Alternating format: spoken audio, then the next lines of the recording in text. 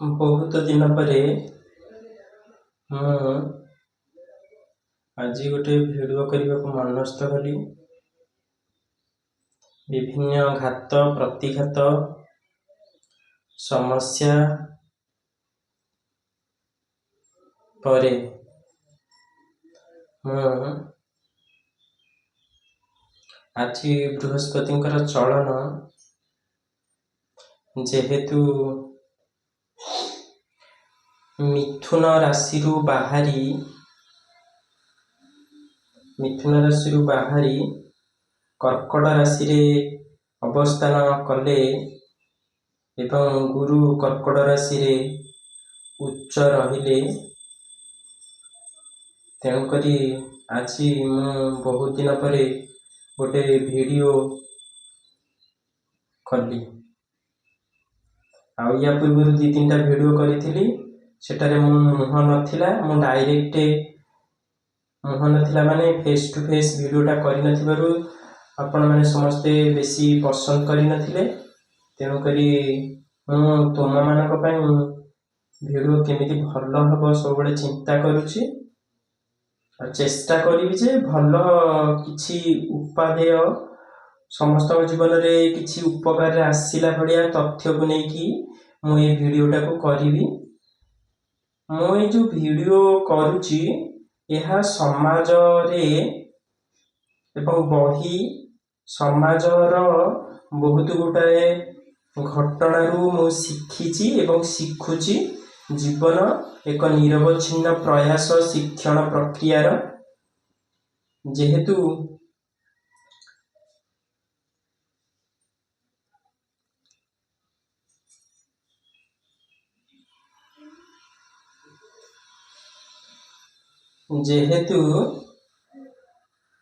ଏହା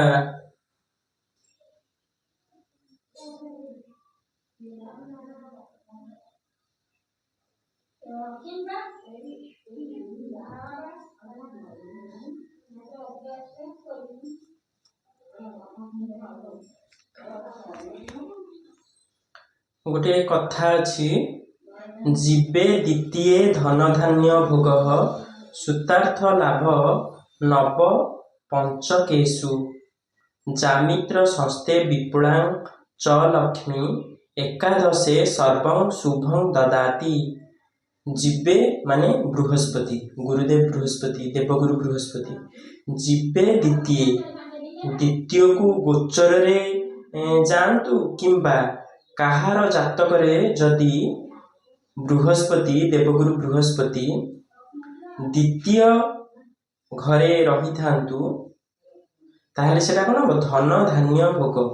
ଦ୍ୱିତୀୟ ଘରଟା ଯେହେତୁ ବାଣୀ, କୁଟୁମ୍ବ, ଧନର ଘର, ସେଇ ଘରେ ବୃହସ୍ପତି ରହିଲେ ତାଙ୍କର ବାଣୀ ବହୁତ ଓଜସ୍ୱିନୀ ବାଣୀ ଏବଂ ଭଲ ମଧୁର ବାଣୀ ଏବଂ ଶିକ୍ଷା ଦେଲା ଭଳିଆ ଶିକ୍ଷଣୀୟ ଜିନିଷ ସେମାନେ କହିଥାନ୍ତି। ତାଙ୍କର ବି ଧନ ପ୍ରବଳ ହୋଇଥାଏ ଯେଉଁମାନଙ୍କର ଦ୍ୱିତୀୟରେ ବୃହସ୍ପତି ରହିଥାଏ, ଯାହାର ଜାତକରେ। ସୂତାର୍ଥ ଲାଭ ନବ ପଞ୍ଚକେଷୁ। ସୂତ ମାନେ ପୁଅ, ଅର୍ଥ ମାନେ ଟଙ୍କା। ମାନେ ପଞ୍ଚମ ଏବଂ ନବମରେ ବୃହସ୍ପତି ଯେତେବେଳେ ଗୋଚର ହୁଏ, ସେତେବେଳେ ପଇସା ପତ୍ର ବି ଭଲ ମିଳେ ଏବଂ ସନ୍ତାନ ସନ୍ତତିଙ୍କ କ୍ଷେତ୍ରରେ ସୁଫଳ ପ୍ରଦାନ କରିଥାଏ।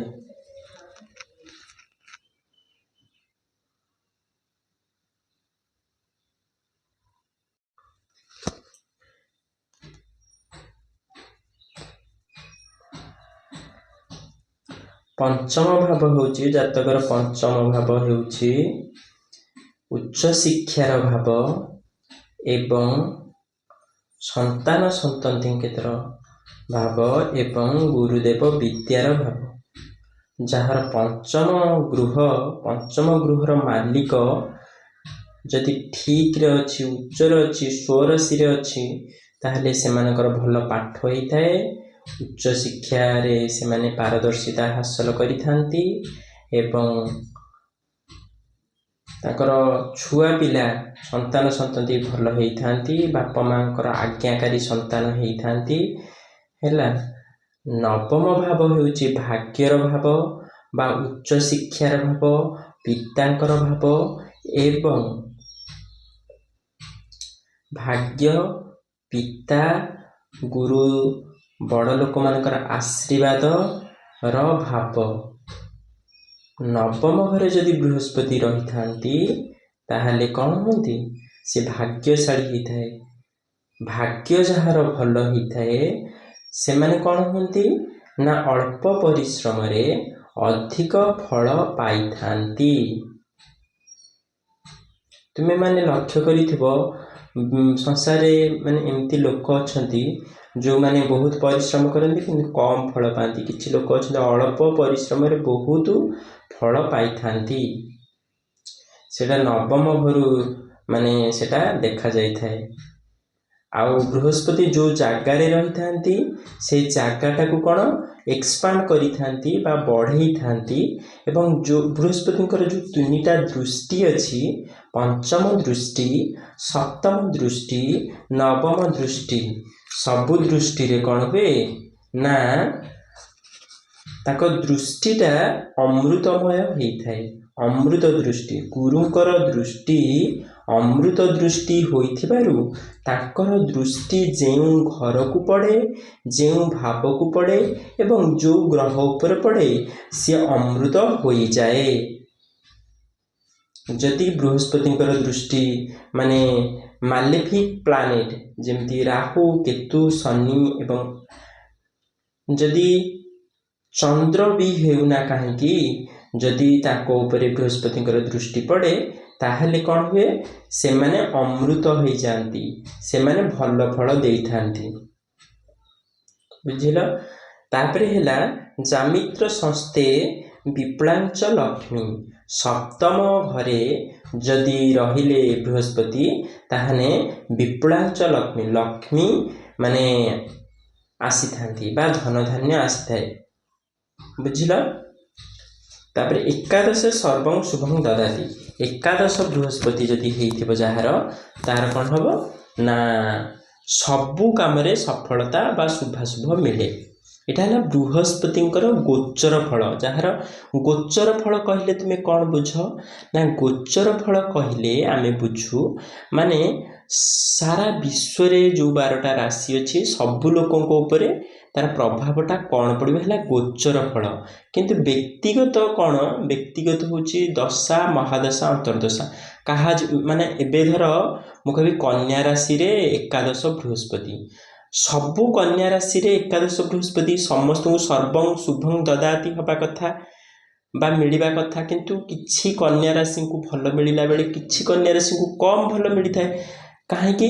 କାରଣ ତାଙ୍କ ବ୍ୟକ୍ତିଗତ ଜୀବନରେ ମାନେ କାହାର ରାହୁ ମହାଦଶା, କାହାର କେତୁ ମହାଦଶା, କାହାର ଶନି ମହାଦଶା, କାହାର ଶନି ଅନ୍ତର୍ଦଶା, କାହାର କ'ଣ ଚାଲୁଥାଏ ସେଇ ଯେଉଁ ଇଏକୁ ମାନେ ଆଧାର କରି ଫଳ ଦେଇଥାନ୍ତି। ବୁଝିହେଲା? ଗୋଚରଟା ହେଉଛି ସବୁ ୟୁନିଭର୍ସାଲ, ସବୁ କନ୍ୟା ରାଶିରେ କି ଫଳ, ସବୁ କୁମ୍ଭ ରାଶିରେ କି ଫଳ, ସେଇଟା ହେଉଛି ଗୋଚର ଫଳ। ବୁଝିହେଲା? ଆଉ କିନ୍ତୁ ମାନେ ତାକୁ ଛାଡ଼ିଦେଲା ପରେ ବ୍ୟକ୍ତିଗତ ଜୀବନରେ କେଉଁ ଦଶା, ମହାଦଶା, ଅନ୍ତର୍ଦଶା ଚାଲୁଛି ସେଇଟାକୁ ଆଧାର କରିକି ବି ମାନେ ଭବିଷ୍ୟବାଣୀ ବା ପ୍ରେଡିକ୍ସନ୍ କରାଯାଏ। ବୁଝିଲ? ଯେମିତି ମୁଁ ଏଇ ମାନେ ଭଲ ଭଲ ଜିନିଷ କହିବି। ବୁଝିହେଲା?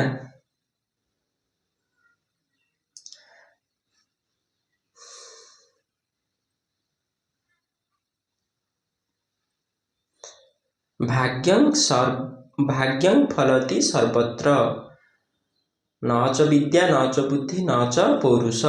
ତାମାନେ ହେଲା ଯେତେ ବିଦ୍ୟା ଥାଉ, ଯେତେ ବୁଦ୍ଧି ବା ଯେତେ ତୁମେ ପରାକ୍ରମୀ ପୁରୁଷ ବା ପୌରୁଷ ମାନେ ବୀର୍ଯ୍ୟବାନ, ଶୌର୍ଯ୍ୟବାନ, ପରାକ୍ରମୀ ପୁରୁଷ ହେଇଥିଲେ ମଧ୍ୟ ଯଦି ତୁମର ଭାଗ୍ୟ ଖରାପ ତାହେଲେ ତୁମେ ତୁମର ଫଳ ପାଇପାରିବ ନାହିଁ ବା କମ୍ ଫଳ ପାଇବ।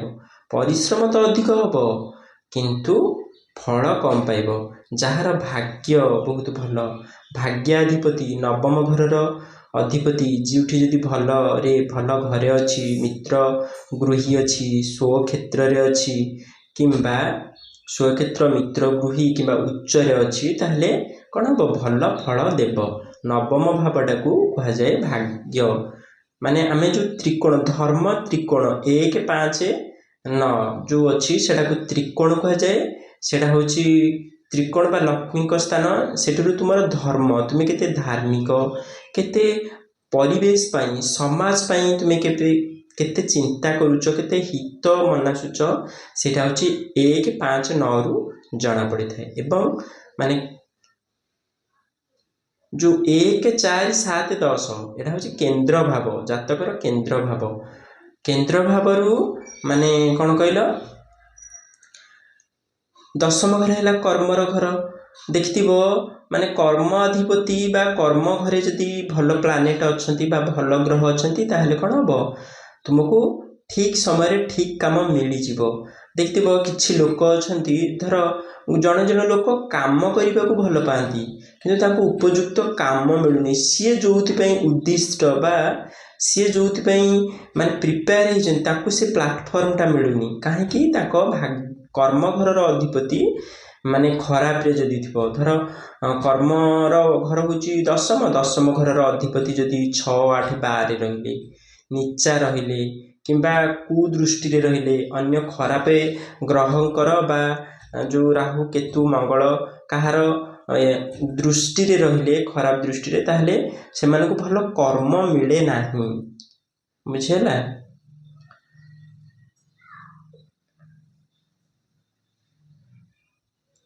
କିନ୍ତୁ ଯଦି ଦଶମ ଘରର ଅଧିପତି ମାନେ ପ୍ରଥମ ଘରେ ଅଛି, ଦ୍ୱିତୀୟ ଘରେ ଅଛି ଏବଂ ସପ୍ତମ ଘରେ ଭଲ ଘରେ ଅଛି ତାହେଲେ ତାକୁ ସହଜରେ କର୍ମ ମିଳିଯାଇଥାଏ। ତୁମେ ମାନେ ଜାଣିଥିବ ମାନେ ଶୁକ୍ରାଚାର୍ଯ୍ୟଙ୍କୁ, ଦୈତ୍ୟଗୁରୁ ଶୁକ୍ରାଚାର୍ଯ୍ୟଙ୍କୁ ଗନ୍ଧର୍ବ ବିଦ୍ୟାର ଅଧିକାରୀ ବୋଲି କହିଥାନ୍ତି। ଗନ୍ଧର୍ବ ବିଦ୍ୟା କ'ଣ କହିଲ? ନାଚ, ଗୀତ, ଫ୍ୟାସନ୍ ଆଦି ଯେଉଁ ଟାଟୁ କରିବା, ଡିଜାଇନିଂ କରିବା, ଷ୍ଟାଇଲ୍ କରିବା, ତାଙ୍କ ଯେଉଁମାନଙ୍କର ଶୁକ୍ର ଯେଉଁମାନଙ୍କର ଉଚ୍ଚରେ ଥାଆନ୍ତି, ଭଲ ଘରେ ଥାଆନ୍ତି, ଯେମିତିକି 1 ଘରେ, 4 ଘରେ, 7 ଘରେ, 10 ଘରେ ଯଦି ଥାଆନ୍ତି ଶୁକ୍ର, ତାହେଲେ ସେ ନିଜ ସ୍ୱରାଶି କିମ୍ବା ଉଚ୍ଚ ରାଶିରେ ଯଦି ଥାଆନ୍ତି 1 4 7 10ରେ, ତାହେଲେ କ'ଣ ହୁଏ? ମାଲବ୍ୟ ମହାପୁରୁଷ ଯୋଗ ସୃଷ୍ଟି ହେଇଥାଏ। ମାଲବ୍ୟ ମହାପୁରୁଷ ଯୋଗ ଯେଉଁମାନଙ୍କର ସୃଷ୍ଟି ହେଇଥାଏ ସେମାନେ କଳାକାର ହେଇଥାନ୍ତି। ତାଙ୍କ ପାଖକୁ ଅଟୋମେଟିକ୍ ପଇସା ପଳେଇ ଆସେ।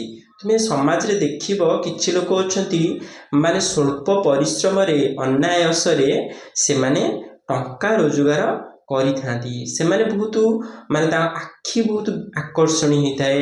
ସେମାନେ ହସ୍କୁସ୍ ମିଜାଜର ହେଇଥାନ୍ତି। ଯେଉଁମାନଙ୍କର ଶୁକ୍ର ମାନେ ଉଚ୍ଚରେ ଥାଏ, 1 4 7 ଗୃହରେ ଥାଏ, କେନ୍ଦ୍ରରେ ଥାଏ ଏବଂ ସେମାନେ ସ୍ୱଗୃହରେ, ଯେମିତି ତୁଳା ରାଶିରେ କିମ୍ବା ବୃଷ ରାଶିରେ ଧର ଶୁକ୍ରାଚାର୍ଯ୍ୟ ଅଛି କିମ୍ବା ତୁମର ହେଉଛି ମୀନ ରାଶିରେ ଶୁକ୍ର ଅଛି। ଆଉ ଗୋଟେ କଥା ମୁଁ କହି ରଖେ, ମାନେ କ'ଣ କହିଲ? କହି ରଖିବାକୁ ଚାହୁଁଛି ଯେ ପୁରୁଷମାନଙ୍କ ଜୀବନରେ ଶୁକ୍ରାଚାର୍ଯ୍ୟଙ୍କର ଭୂମିକାଟା ବହୁତ ମାନେ ଉପାଦେୟ ବା ବହୁତ ଗୁରୁତ୍ୱପୂର୍ଣ୍ଣ। କାହିଁକି? ଶୁକ୍ରାଚାର୍ଯ୍ୟ, ଦୈତ୍ୟଗୁରୁ ଶୁକ୍ରାଚାର୍ଯ୍ୟ ମାନେ ଅସୁରଗୁରୁ ଶୁକ୍ରାଚାର୍ଯ୍ୟ ଆମ ଶରୀରରେ ଯେଉଁ ସ୍ପର୍ମ ବା ବୀର୍ଯ୍ୟ ଅଛି ତାହାକୁ ବି ମଧ୍ୟ ରିପ୍ରେଜେଣ୍ଟ କରିଥାନ୍ତି। ସେମାନେ ବହୁତ ଉର୍ଜାବାନ, ଖୁସ୍ ମିଜାଜର ହେଇଥାନ୍ତି। ଆଉ ଭଲ ଭଲ ଗପ ଲେଖିବା, କ୍ରିଏଟିଭିଟି, ସୃଜନାତ୍ମକ ଏବଂ ରଚନାତ୍ମକ ମାନେ କଳା ସେମାନଙ୍କ ପାଖରେ ଥାଏ। ନାଚ ହଉ, ଗୀତ ହଉ, କଥା କହିବା ହଉ, ତାଙ୍କର ବ୍ୟକ୍ତିତ୍ୱ ପୁରା ଆକର୍ଷଣୀୟ ହୋଇଥାଏ। ବୁଝିଲ?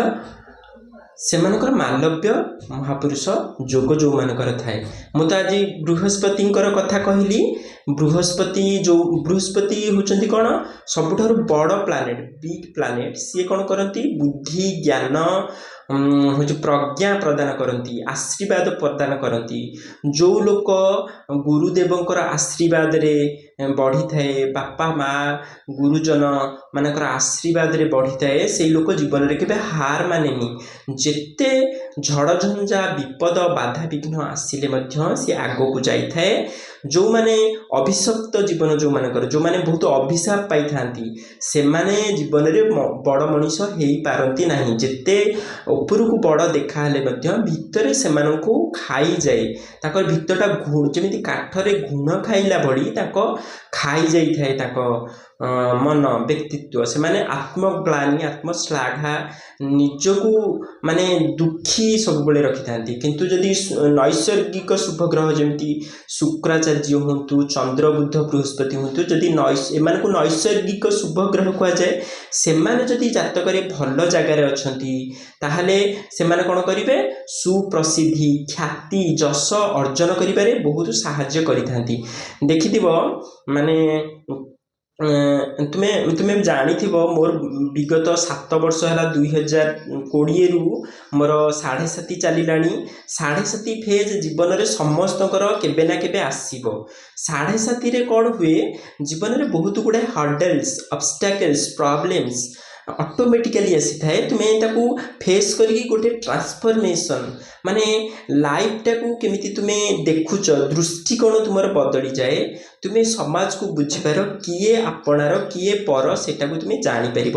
7.5 ଯେମିତି ମୁଁ ଗୋଟେ କଥା କହୁନି, ମାନେ ଗୋଟେ ଭଅଁର କ'ଣ କରେ, ମାନେ ଫୁଲ ପାଖରେ ମରିଯାଏ କିନ୍ତୁ ବଡ଼ ବଡ଼ ମୋଟା ମୋଟା କାଠ ଟାଣ କାଠକୁ କଣା କରି ପକାଏ, କିନ୍ତୁ ଫୁଲ ପାଖରେ ମରିଯାଏ। ମହୁ ଶୋଷୁ ଶୋଷୁ ଯେତେବେଳେ ପଦ୍ମ ପାଖୁଡ଼ା ମାନେ କ'ଣ ହୁଏ, ପାଖୁଡ଼ା ପରେ ପାଖୁଡ଼ା କ'ଣ ହୁଏ, ମାନେ ଢାଙ୍କି ହେଇଯାଏ। ଧୀରେ ଧୀରେ ମହୁମାଛିଟି ଅଣନିଶ୍ୱାସୀ ହୋଇ ମରିଯାଏ ସେଇ ଫୁଲ ଭିତରେ। ସେ ମହୁ ପିଉ ପିଉ ସୁଖ ନଉ ନଉ କେତେବେଳେ ଯେ ତା ଉପରେ ପାଖୁଡ଼ା ପରେ ପାଖୁଡ଼ା ପରସ୍ତ ପରେ ପରସ୍ତ ଘୋଡ଼େଇ ହେଇଯାଏ, ସେ ଅଣନିଶ୍ୱାସୀ ଆକ୍ତାମାକ୍ତା ହେଇ ସେ ତାର ଜୀବନ ଦେଇଥାଏ। ମାନେ ସୁଖ ମଣିଷକୁ ଦୁର୍ବଳ କରିଥାଏ, ଦୁଃଖ ମଣିଷକୁ ଶକ୍ତିଶାଳୀ କରିଥାଏ। ବୁଝିଲ? ଯେମିତି ତୁମେ ମନେ ରଖିଥିବ, ଯେତେବେଳେ ଅର୍ଜୁନ ଆଉ ଦ୍ରୋଣଙ୍କ ଭିତରେ ଯୁଦ୍ଧ ହେଲା ମହାଭାରତ ଯୁଦ୍ଧରେ କୁରୁକ୍ଷେତ୍ରରେ, ସେତେବେଳେ ମାନେ ଦ୍ରୋଣାଚାର୍ଯ୍ୟ ଦେଖିଲେ ଯେ ମାନେ ଅର୍ଜୁନ ଅସୀମ ପରାକ୍ରମ ଅସୀମ ସାହସ ବିଦ୍ୟାରେ ବି ପ୍ରବୀଣ ହେଇକି କେମିତି ଯୁଦ୍ଧ କରୁଛି। ସେ ଜାଣିଲେ ଯେ ସେ ଯେଉଁ କଣ୍ଟକିତ ଯେଉଁ କଷ୍ଟ ଦେଇକି ଆସିଛନ୍ତି ତାହା ମଣିଷକୁ ବା ଅର୍ଜୁନକୁ କ'ଣ କରିଛି, ବହୁତ ଦକ୍ଷ ପ୍ରତିଭା ସମ୍ପନ୍ନ ସାହସୀ କରିଦେଇଛି। ଠିକ୍ ଯେଉଁମାନଙ୍କ ଜୀବନରେ ଯେତେ ଦୁଃଖ କଷ୍ଟ ଆସେ ସେମାନେ ସେତେ ବୁଝିପାରନ୍ତି ଜୀବନର ମୂଲ୍ୟଟାକୁ, ସେମାନେ ସେତେ ବଡ଼ ହେଇଥାନ୍ତି। ଯାହା ଜୀବନରେ ଯେତେ ଦୁଃଖ କଷ୍ଟ ଆସେ ସେ ଲୋକ ସେତେ ବଡ଼ ଆସେ। ସେଥିପାଇଁ ମାନେ କୁହାଯାଏ, ଦୁଃଖ ସହେ ଯିଏ ଯେତେ ଦୁନିଆରେ ବଡ଼ ସିଏ, ଦୁଃଖ ସହେ ଯିଏ ଯେତେ। ହେଲା? ଠିକ୍ ସେମିତି ଯେମିତି ନିଆଁରେ ଦହେ ଯେତେ, ଚମକେ ସୁନା ସେତେ, ମନ ତାର ବେଶୀ ବଡ଼, ଦୁଃଖ ସହେ ଯିଏ ଯେତେ। ଜିତିବା ଆମେ ଦିନେ ଜୀବନର ବାଜି ଏଠି, ହସିବେ ଆମ ସାଥେ ଜହ୍ନ ତାରା ଦିନ ରାତି, କିଛି ଆଖିର ଏ କାହାଣୀ, କିଛି ମମତାର ଛାଇ, ଜୀବନ ଜୀବ ବିତି। ଜିତିବା ଆମେ ଦିନେ ଜୀବନର ବାଜି ଏଠି, ହସିବେ ଆମ ସାଥେ ଜହ୍ନ ତାରା ଦିନ ରାତି। ବୁଝିଲ? ମାନେ ସବୁବେଳେ ପ୍ରୟାସଟା ଜାରି ରହୁ। ସମୟ ସମସ୍ତଙ୍କର ମୂଲ୍ୟଟା ପ୍ରତିପାଦନ କରିଥାଏ। ତୁମକୁ ବିଭିନ୍ନ ମୋଟିଭେସନାଲ ଭିଡ଼ିଓରେ ମୁଁ ସେସବୁ କହିଥିଲି। ବେଳେବେଳେ କ'ଣ ହୁଏ ଜାଣିଛ, ତୁମେ ଅନ୍ୟକୁ ବୁଝେଇବାଟା ବହୁତ ସହଜ ହେଇଥାଏ, କିନ୍ତୁ ନିଜେ ବୁଝିବାଟା ବହୁତ କଷ୍ଟ ହେଇଥାଏ। ନିଜେ ନିଜକୁ ବୁଝେଇ ପାରନି। ଆଉ ସମାଜରେ ଏମିତିଆ କରିଦେଇଛି ମାନେ ସୋସିଆଲ କନଷ୍ଟ୍ରକ୍ଟ ଥିଙ୍ଗ, ଯେଉଁଟା ସୋସାଇଟି କ୍ରିଏଟ୍ କରିଛି, ଯେମିତି ମାନେ ପୁଅ ପିଲାମାନେ କାନ୍ଦିବେନି, पुओ पिला जो पुओ पिला माने कांदिबे से माने माइचिया भीरु एक्चुअली पुओ पिला माने कांदी पारती नाही बोली पुरुष मानकर बेसी हार्ट ब्रेक होता है हार्ट अटैक होता है झील मैंने अधिक कांदी था बोली से बेसी हार्ट अटैक झील मानकर होता है पुओ मानकर बा पुरुष मानकर होता है कहीं से निजर दुख को लुचेक रखती कांदी पारती क्या पाखे निजर दुखटा सेयार करपारती बोली बुझीला मु तो जातक कहू कहू पुणी ये जो समाजर चल प्रचल नैत्य निमित्त दैनंदिन माने नित्य जो माने व्यवहार्य जिनस बा व्यवहार्य दैनंदिन कार्यशैली बा घटना बड़ी गुड़ी को मु तुम आकार उपस्थापना करुछि ताहा निश्चय को माने तुम्हें होची जो पाठ को बा जातक को तुम्हें जो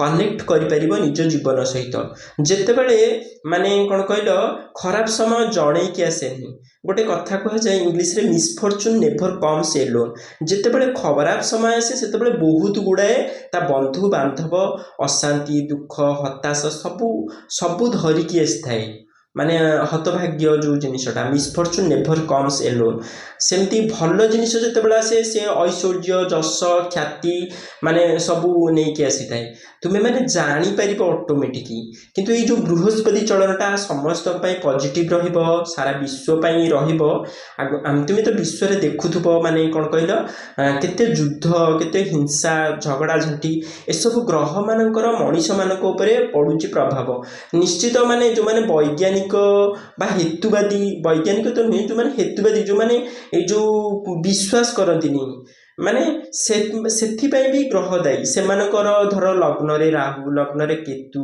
किबा सेमाने एसबू सहज रे विश्वास करिवे नहीं किंतु जो विश्वास करने पाई भी ताकर ग्रह जोग थिबा दरकार परिश्रम करने पाई भी ग्रह जोग थिबा दरकार तुम्हें भक्ति समर्पण से सबू पाई भी थिबा दरकार जो जी जो समय जन्म नहीं से जन्म को आधार करके से व्यक्तिर व्यक्तित्व स्थिर करा जाय थाए एथिरे भी पूर्व जन्मर भी संपृक्ति रही पूर्व जन्म अनुसार भी ए जन्मर माने जो तुम्हें कहते प्रारब्ध क्रियमाण से जो प्रारब्ध जो मिले लोक मानू आउ क्रियमाण कर्म प्रारब्ध कर्म से संचित कर्म तार भी जो रही एमती है आउ तुम्हें तो जानिल ये जो बृहस्पति गोचरटा केमती माने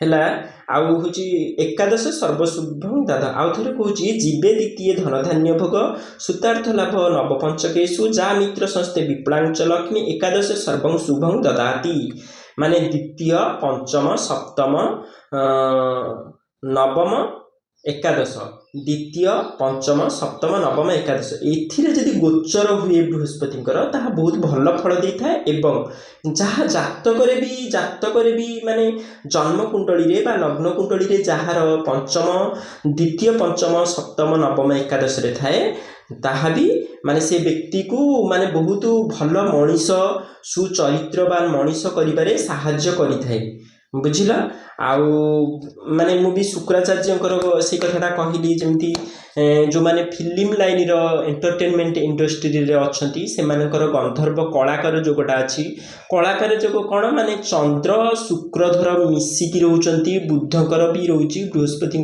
शुभ दृष्टि रोची स्पेशली शुक्र को एंटरटेनमेंट फिल्म फैशन सुगंधी द्रव्य शौखीन जिनिस हीरा मूल्यवान जिनिस कार गाड़ी धन संपत्ति सब शुक्र माने जहाँ जातक भल थे से ऑटोमेटिक मिली थाए से माने भी भल लोक होता से माने परोपकारी होता अन्य मानक भी साहाय्य करि थांती मुझे बहुत बड़ भिडियो मुझे कहूँ रोचे मुझे निजे निजर मुह देखे भिडियो करूँ धन्य मन करुँची कारण पिला माने तुम्हें जानी माने हूँ जिते आम मन में बहुत कथा भाभी था किंतु जिते कैमेरा आगे आम कहती मनटा आउट ऑफ माइंड बा ओभर थिंकिंग को पलि जाए कैमेरा रे भिडियो करने निहाती गोटे अभ्यास दरकार मनर स्थिरता दरकार मुझे दिन है माने ଘରୋଇ ଅସୁବିଧା ନିଜର ବ୍ୟକ୍ତିଗତ ସ୍ୱାସ୍ଥ୍ୟଗତ କାରଣରୁ ମୁଁ ଭିଡ଼ିଓ କରିପାରୁନଥିଲି। ତାପରେ ମୋର କର୍ମ ଜୀବନ ମୁଁ ଦୁଇଟା ସ୍କୁଲରେ ପାଠ ପଢ଼ଉଥିଲି +2 ପିଲାମାନଙ୍କୁ ପଲିଟିକାଲ ସାଇନ୍ସ, ସେଥିପାଇଁ ବି ସମୟ ଦେଇପାରୁନଥିଲି। ଆଉ ଗୋଟେ କଥା ହେଉଛି, ତୁମେ ଯେତେବେଳେ ଖୁସିରେ ନଥିବ, ଦୁଃଖରେ ଥିବ, କାନ୍ଦୁଥିବ, ତୁମେ ଭିଡ଼ିଓ କରିପାରିବ ନାହିଁ। କାହିଁକି? ତୁମେ ମାର୍କ କରିଥିବ ଯେତେବେଳେ ତୁମର ଫଟୋ ଉଠାଯାଏ, ତୁମେ ଯେତିକି ଫଟୋ ଦେଖିଥିବ ନା, ମାନେ କେହି କାନ୍ଦିକି ଫଟୋ ଉଠେଇଛି, ସବୁବେଳେ ହସ ହସ ମୁହଁରେ ଫଟୋ ଉଠାଯାଏ।